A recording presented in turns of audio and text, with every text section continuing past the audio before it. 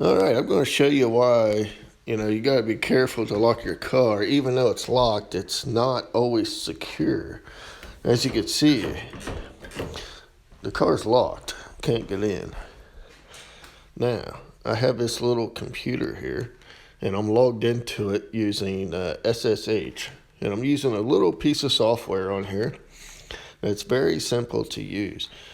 So I'm going to run this program, and it's going to unlock this car without using the key fob. So listen.